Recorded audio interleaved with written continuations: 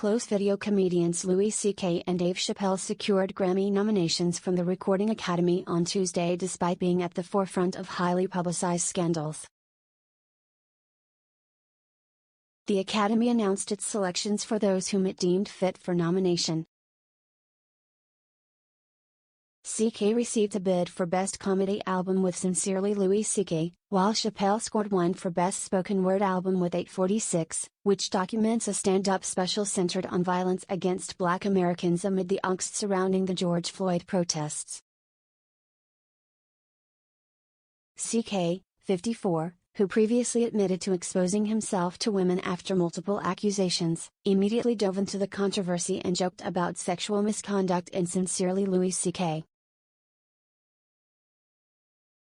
The disgraced comic has since continued with his stand-up career after hitting pause, headlining New York City's Hulu Theater at Madison Square Garden in August, where he performed in front of a massive sign that read "Sorry."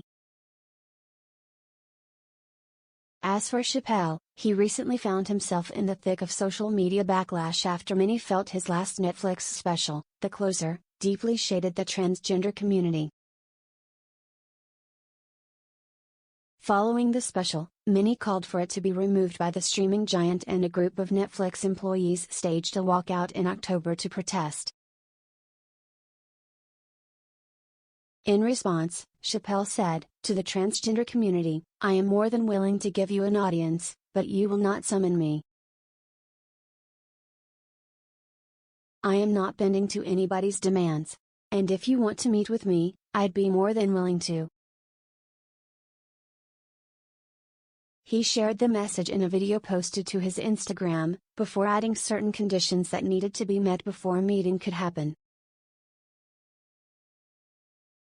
Video also finding himself on the receiving end of a Grammy nomination is accused sexual predator Marilyn Manson, who was nominated as a contributor to Kanye West's Donda, which was nominated for Album of the Year and Best Rap Song for its track, Jail.